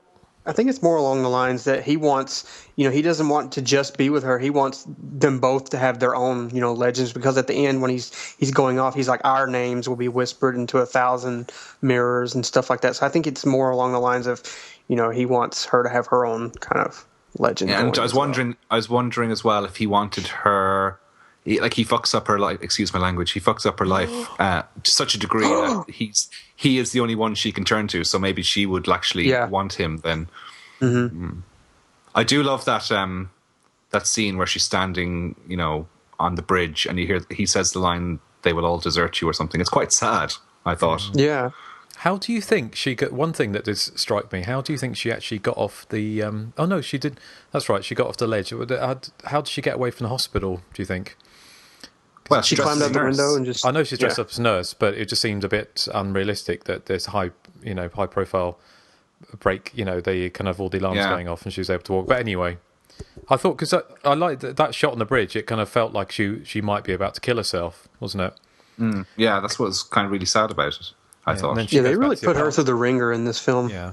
She just carries it so well. The cinematography, I mean, the atmosphere and the cinematography in this film is just so good. And there's one scene I really like is when Helen, after she gets attacked and her friend says, we were able to save, a lot of these pictures that you lost. She's looking at these slides, and that one moment where she zooms in and you see Candyman standing against the wall in the background. That scene always just gave me the creeps. Yeah, I love scenes like that in movies. Where you don't notice it when she goes by it, and then when she goes back to it, and then you see it, you're like, ooh, that's creepy. And the first half is littered with scenes, that are creepy like that, I think. Much more so than the second half. But, yeah, I mean, there's just so many, scenes that kind of get under your skin in the first half of the movie, I think. I agree. I mean, definitely, it was that kind of hiding in the shadows, and I think the Candyman, because again, he's so over familiar now, isn't he? That you can't help but I agree. I prefer the first half of the film infinitely to the second half. Although the second half has got a kind of lyricism or whatever, and it's very beautiful, isn't it? Beautifully shot. But I think it's a problem with any type of horror movie when you've got fantasy involved. And Clive Barker, as much as I like his I like his writing. He's got tendency, hasn't he, to go off to dark fantasy, which I think probably works better on the page than it does on screen, because a film like Nightbreed, which I haven't seen for years and years and years, but I think it's quite difficult to pull off a monster, isn't it? Not, you know what I mean? Yes. But it's very difficult. You obviously haven't seen Joe D'Amato's Porno Holocaust. No, thankfully not. I have. No, but it's difficult to make kind of latex monsters believable, isn't it? And give them any kind of pathos, or whereas Candyman definitely has that. But it's just the fantasy thing becomes, I don't know, it just, when that starts happening, it takes me out of it a little bit, and I become more of rather than a participant in the film, i.e. kind of really into it, I become more of just an observer of it, if that makes sense. Because it stops me engaging with it perhaps as much as I had been before, and I think that's a problem with many horror movies with fantastical elements. I have that problem with Hellraiser, which is a film I adore, but I find the last 10 minutes is just throwing as many monsters as possible on screen and as much flashing strobe lights as you can without any sort of it just doesn't live up to the build-up of the first 70 minutes, which is more mysterious. Yeah. I've never been a big fan of the Hellraiser films, even the first one. I mean, I like it, but it's not one I can rewatch. Now the third one, I think that's the only one I can rewatch because it's so stupid. It's so bad and entertaining. I don't like the third one at all. Not even the Club Massacre, where. Oh yeah. I can watch, but again, Justin was saying about having a problem with 90s films, and when it comes to something like Hellraiser 3, I think that's the problem. It feels so like a straight to video, although I know it wasn't. It feels like a straight to video 90s movie, which is not that's not a compliment. Going back to Candyman, what's the actress? I can't remember her name. But it's the woman that lives in Cabrini Green, the one that Helen kind of... Vanessa Williams. Who I always... a different Vanessa Williams. Yeah, I thought that... I remember thinking that too way back when. I thought it was the singer, but it's not. It's a different one. No, it's not. But she gave an incredible performance too, I think. When she's telling the story about Ruthie Jean, and then she is talking about how Candyman could come through the wall at any time and how scared she is, I thought she was very, very convincing. I thought she was incredible in the scene where she's just going mental when she finds her baby missing. Yes, that was that felt very real as well. It did. Yeah, I mean the acting from everyone in that movie is just incredible. Yeah. Agreed, definitely. Well, do you want to talk a little bit about some background? I mean, I have quite a lot here, so I guess I'll go first. Shall we have a little musical interlude? Sure. Eric, you know what's coming, don't you? We go, yes.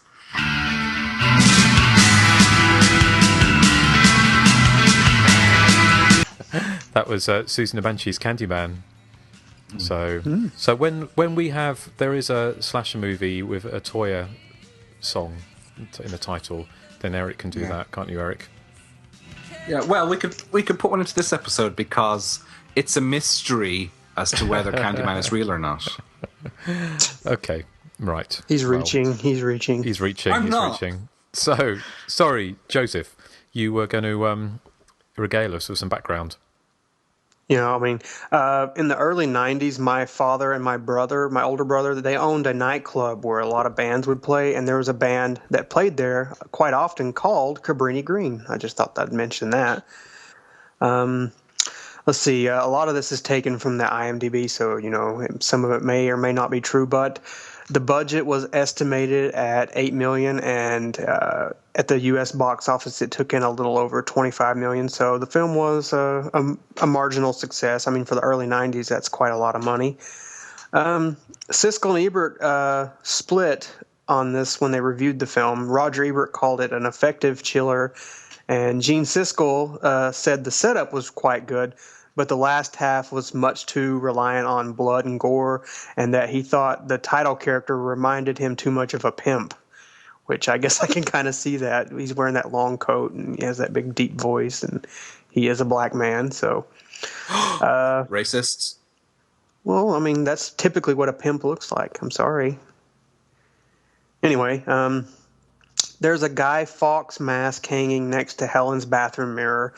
Fawkes is an infamous figure in English history, an influence from Clive Barker's original story, perhaps, who attempted to blow up the English Parliament on November the 5th in 1605. Every year, the British celebrate Guy Fawkes Day by lighting bonfires and burning Fawkes in effigy, just sort of like they do at the end of Candyman, with Helen and Candyman inside the bonfire. Virginia Madsen claims that she was hypnotized for some of the film scenes, and I'd said this in my intro. She does. Her eyes are so, they look like they're hypnotized, and it's some real, whether she was actually hypnotized or she was acting, it does have that kind of vibe going, but let's see. Sweets to the Sweet, which was written on the walls in 2 areas of Cabrini Green, is actually a line from Shakespeare's Hamlet, apparently. Let's see what else. Real bees were actually put into Tony Todd's mouth while they were shooting the climax. His only protection was a mouth guard that kept him from having the bees go down his throat.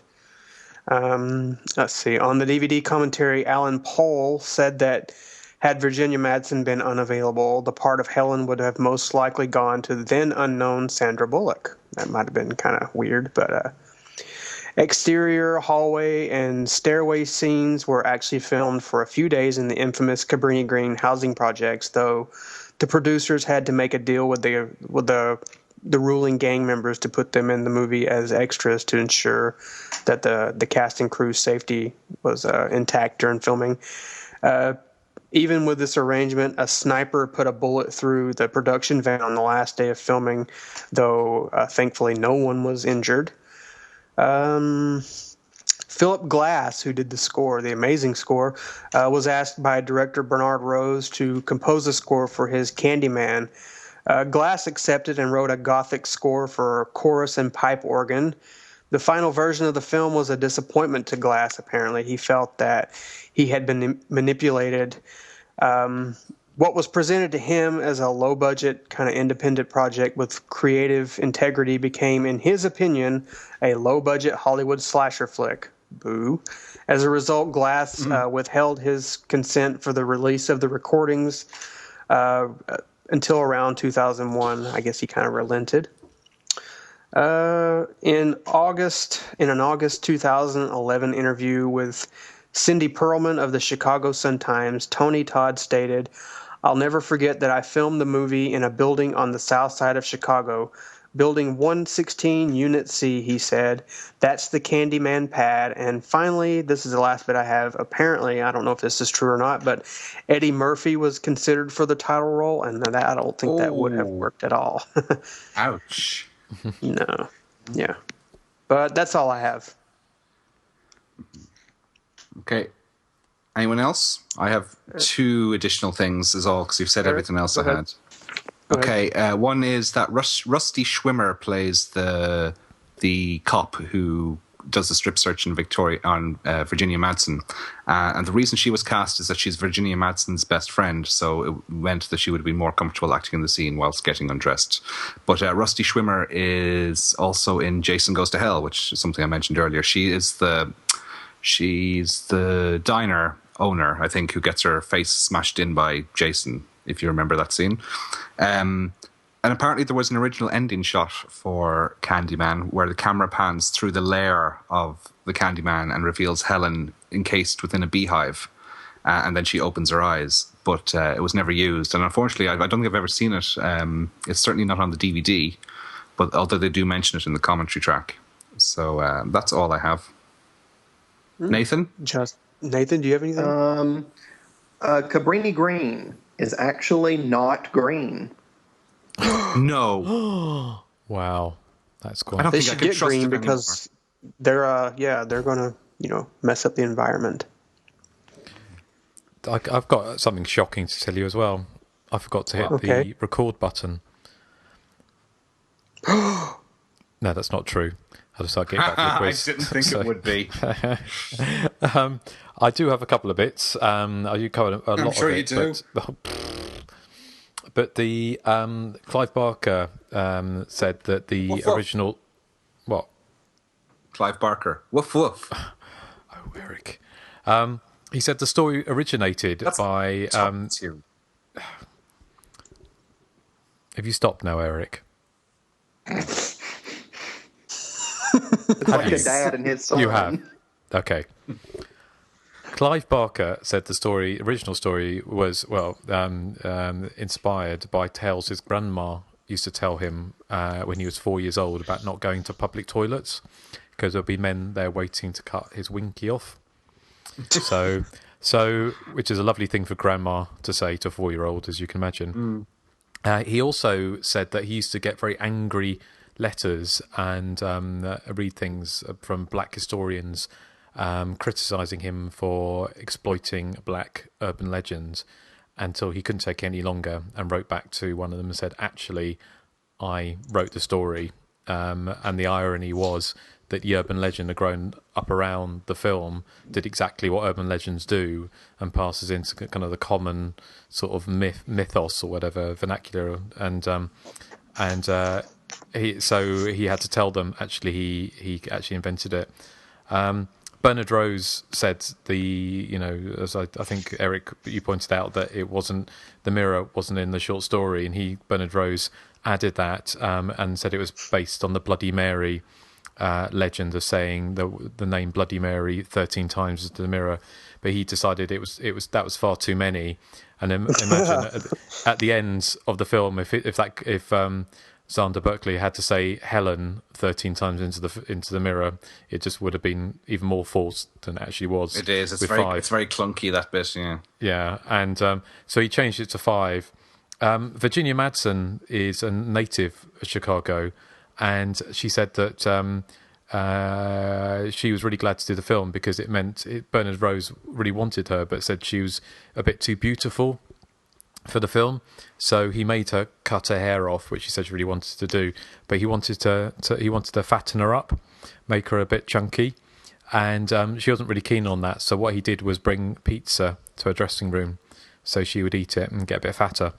So he said he fattened her up a little bit with that. He said Virginia Madsen was hypnotized. It talks about it on the commentary quite a few times to get that far away look in her eyes, but also Bernadette, the woman who played Bernadette, was also hypnotized as well for that moment when she sees Candyman. And but after a while, Virginia Madsen said she was fed up doing it because she completely didn't remember a whole day of filming. So she told him she wouldn't do it anymore. But that kind of gives you that kind of strange, kind of otherworldly feel. The film was released in the US on the 16th of October in 1992, just before Halloween, to about 1,500 theatres, and it grossed about $25 million in all. And actually, rarely for a horror movie, which tend to open strong, like the Friday the 13th movies do, open really strong and then drop off really quickly and make all their money in the first week. It actually did something like an Insidious or something, where it kind of actually sort of built.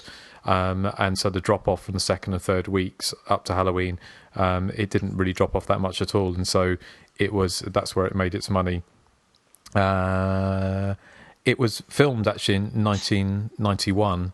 And it was meant to be released in early 92. I don't know what the delay was, but as I say, it didn't open until October of 92. And that's all I've got, apart from I also read the Eddie Murphy thing, which I just can't imagine what that would have been like, but it certainly wouldn't have been as successful, would it? No. I don't think so. No. But I do keep on hearing about a remake of Candyman. Yeah, I've heard a few kind of mumblings about, but yeah, I hope not. I mean, yeah, well, I hope not as well. Unless they did something, they based it in Liverpool or something and went right back to the story and did something completely different. But I can't really see how they could reinvent Candyman for a modern audience, really. Can you imagine Candyman with a Scouse accent? Yeah. That would be interesting. Now then. Was that? Yeah, that calm was down, wasn't it? Yeah. Yeah, calm down. Right. So, well, that's that. Have we got anything else, Joseph, you want to say about Candyman? Have any of you guys seen Virginia Madsen, one of her early films, Electric Dreams? It's fantastic. A guy spills his champagne on a computer and it comes to life. Is that the Phil Oakley one? Is that Phil Electric Oakley? Dreams? Yeah. Oakley, sorry. That's from that. Yeah. Okay. I haven't seen it because she rose to fame in June, didn't she? Same year as that in 1984. Yeah. Okay. She's still working, isn't she? Yeah. Well, didn't she get an Oscar nod? She was in Sideways. Yeah, Sideways. She had an Oscar. Yeah. Okay. Because I saw her in an episode or a couple episodes of Frasier recently. She played one of Frasier's love interests in the show. Okay. She's in this year. She was in a biopic made for TV of Anna Nicole Smith. Oh right. Not playing Anna Nicole Smith though, I should say. Okay. Because the other thing I was going to say, I went to pick because I did have the DVD, and it's one of those those really annoying DVDs you've had for ages and ages, and you open it up and the disc has gone, and it's my own fault because I obviously put it somewhere and I've lost it and I couldn't find it. I got so many DVDs and Blu-rays that I thought might as well go out and buy another one. So I thought I'll upgrade to the Blu-ray. So I found the Blu-ray for £8, which I thought, okay, that's pretty good. And I turned it over, and there was no extra features on it. And I thought, well, that's odd. That's why I bought the DVD instead. Exactly. So I went and bought the DVD, which had a really good the commentary on the DVD. And I don't know if it's the same in the States, but the commentary's done really well because what they've done is it's not a commentary where they all sit down together and talk over each other or anything like that. It's actually they edit down interviews with little sound clips from each of the actors, like Clive Barker and Virginia Madsen and Tony Todd and Bernard Rose, the director, and the woman who plays Bernadette, and all the different people. And they say their name before they start. They had a little sound bite, and it just runs all the way through. And it was I thought it was a really good way to do it, wasn't it? That's what they did with all the James Bond DVDs as well. Is it? Okay. Similarly, they're like a patchwork of interviews rather than a scene-specific, thing where they're all sitting in one room watching the screen. They are actually quite interesting to listen to. Yeah. Yeah, no, I thought that was really good. Yeah. Clive Barker's voice is kind of hard to listen to, though. It's just a bit too gruff for my liking. Gravelly, isn't it? Didn't he have some kind of problem with his throat or something? I know he was sick recently, wasn't he? He had didn't he have cancer recently? Or this is going back. This was recorded in 2004, wasn't it? Oh yeah. Well, I guess that was better. Was that? Or I don't remember if that was the time he got sick, but I know he was sick. I don't remember how recently it was, but it was. It was 2012, so it's quite recent. Yeah. Mm-hmm. But yeah, no, it's a great. It's just I find that as a real pet hate of mine is the laziness if they're putting something out on Blu-ray that they can't just port across, a few features, even a commentary or something. I think it's just. I mean, there may be a rights issue, but it was, they lost. The DVD was £4 and the Blu-ray was £8, so they, lost £4 of my money. So there you go. I wish I had £4 of money. Have you not? Oh.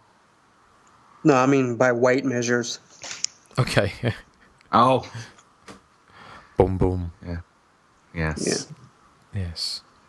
Well, have we come to the end of Candyman? Is there anything left Has any of you looked in the mirror and said his name 5 times? I have. Justin, Erik.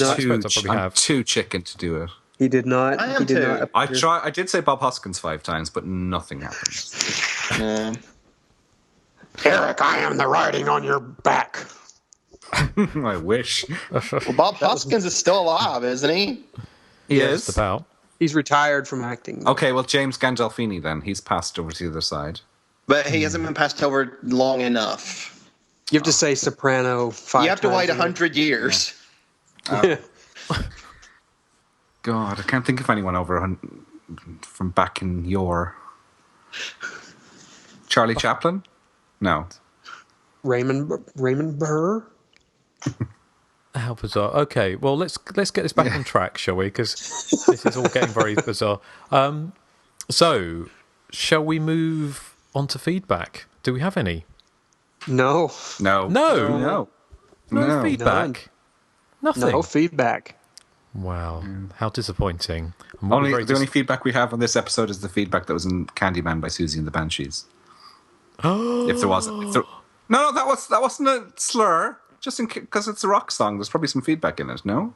Okay. Well, I don't think there was, but all right. Well, let's play. We're very disappointed with you, dear listener, because if you don't write in and tell us what you think of the show or join in, then we won't think you're listening anymore, and then we won't do any more shows. Will we, Eric?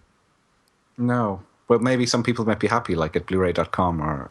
Yes. Well, we actually, talking of feedback, we've had some very bad feedback recently from our Night Train to Terror. We've had, I would say it's 50-50, wasn't it? Yeah, we've got 4 reviews. 2 are negative, 2 are very positive. Yes. So I think if you listen to the show, you know what we like, and I think you'd like the Blu-ray thing. And Vinegar Syndrome say, they understand where we're coming from, that we love the movies and we might riff on them a little bit. We're not doing it in a mean-spirited way, because as they point out, Night Train to Terror, as the makers themselves said, it wasn't meant to be taken seriously. We've a couple of things about that whole thing is the guy basically says we were mean-spirited, and I don't think we were. We praised the movie. Nathan said it sounds like he just listened to like a minute, and one of us made a joke, and then he thought, okay, they're just mean, and he didn't listen to it anymore. Mm-hmm. Well, we have. That's what I think. Yeah. As far as Vinegar Syndrome, sorry, Justin, I just wanted to say. They are going to let us continue doing commentaries. We can't say what we're going to do next, but it is a slasher film, and I can't wait to cover it. It's Rob Zombie's Halloween. Oh, you ruined it. Now they're not going to let us do any more commentaries. I wonder if I'd love to do that. Actually, that might be slightly mean-spirited. You would say, that would be a mean-spirited commentary. It would. Well, we need to get some feedback, folks. So can you, just let us know. Write us in. You don't have to give us a long one. We just need, a little something to read out. So, well, our next show is going to be a couple of films that people surely have seen. So if they want to write in with their thoughts on the films, we can read them out. Well, we shall come to that in 1 second, won't we? I shall play the contact details to let you know how to get in contact with the show. Be sure to search for and like us on Facebook. Follow us on Twitter at THC_podcast. Our voicemail is 858-233-9281. And you can email us directly at the.hysteria.continues@gmail.com. Okay. And speaking of the next show, that music was very fitting. Yes. Well, is it a choice? It's a kind of a collective. Yeah. Yes, because it's to tie in with the date coming up. It is. We are, of course, going to be discussing October 28th, Part 1 and Part 2. Well, Erik, do you want to tell the good folks at home what we're going to do? Yes. Doing a double bill? Well, this time last year, we did a double bill of Halloween 1 and 2. We're skipping Halloween 3 because it's not a slasher, even though we all like it. So we're going on to Halloween 4 and 5, the Rachel and Jamie years. Yes. So that's going to be a double bill in time for Halloween. They're playing at the cinema here this year, so I think that's where we're going to see them. Is that correct, Nathan? Or well, probably just you and I will go. I doubt Grant will go. Yeah, for obvious reasons. Yeah, for obvious reasons. Ooh, intrigue. Well, we're going to be doing those. Unfortunately, we were looking, because obviously it's episode 69, and as we said earlier, we were looking for something rude to do. I mean, I guess you add 4 and 5 together, you get 9, don't you? But that doesn't really cut it. So we'll have to have some kind of... unless you're talking about my penis size. What, 4 inches? 4 and 5 is 9. I just had a brilliant idea amongst my other brilliant ideas. And it is, we can do a quiz on sex scenes in slasher movies. That would be good. Are you going to be doing it? Or a top 3 on favorite sex scenes in slasher movies. Ooh. Well, we could do that. Is there enough, though? I mean, because a lot of the sex scenes are... I know there's a lot, but it just seems like most of the sex scenes are like over before they even begin, really. I already know what my number 1 would be if we did top 3 sex. I think maybe we should do top 3 sex scenes, shouldn't we? I think so too. Let's give it a shot. Yeah. Or let's try. Or making out, or any kind of sexual kind of encounter, or anything that's a bit. Do you know what I mean? Yeah, anything. Yeah, that can fall in that area. Then yeah. Yeah. Okay. So yeah, well, that's going to be our top 3 for next time. So send in yours as well. We'd love Nathan, to hear them. you know what my number 1 is, so do not pick it. Fine. Right. Okay. Well, that's coming up in time for Halloween in 2 weeks' time. So I think unfortunately it's a bit of a short one this week, but it's still going to be almost 2 hours. So actually, with most other podcasts who barely get above an hour, and we are kind of quite epic, aren't we, in what we do? So this is some small relief for some of you out there, I imagine, that we're going to come in a little bit short this time. But what else can we say? Before we go, Nathan, step forward and say the line. Oh, Nathan. Sorry. I hear you're looking for Candyman, B word. Joseph, step forward and say the line. We hear you looking for Candyman, bitch. Justin, you step forward and say the line.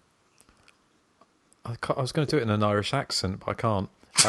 I hear you're looking for Candyman, bitch. Bitch. See your lovely posh accent. Top of the morning. Yeah. What about you, Eric? I hear you're looking for Candyman, bitch. Oh. I think Eric's is my favorite. Yeah. Oh, thanks. He said little thanks in a little girly voice. Yeah. That was funny. I'm not a girl. Well, I'm not saying you're a girl. I just say you've got a bit of a high-pitched voice, like a girl. High-pitched Eric? It's just the complete opposite of Tony Todd. Yes. See, yes. That's an example of what no one will get that. If Eddie Murphy was Candyman, that's what it would sound like. Me. Yes. Would have been... Who was the transsexual hooker he was caught with?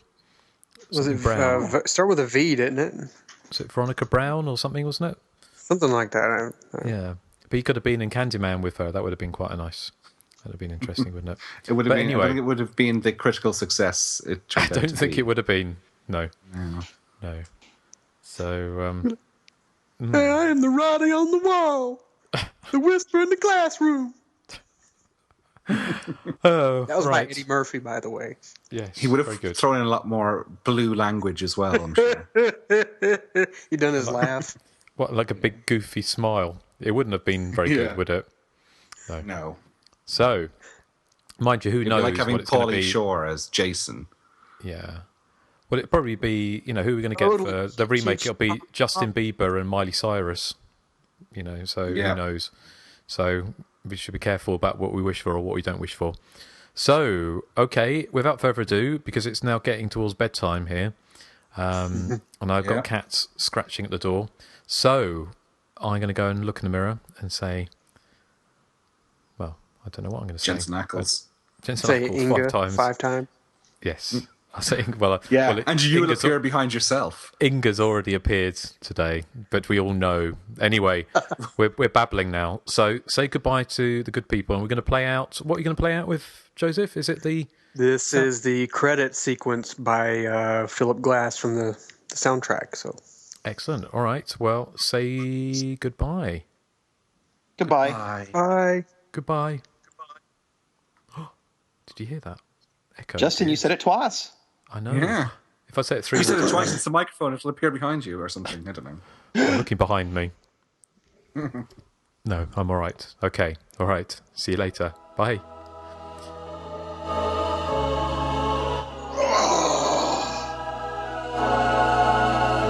I don't want to say his name more than... I'm not near a mirror, but I still don't want to say it 5 times, just in case.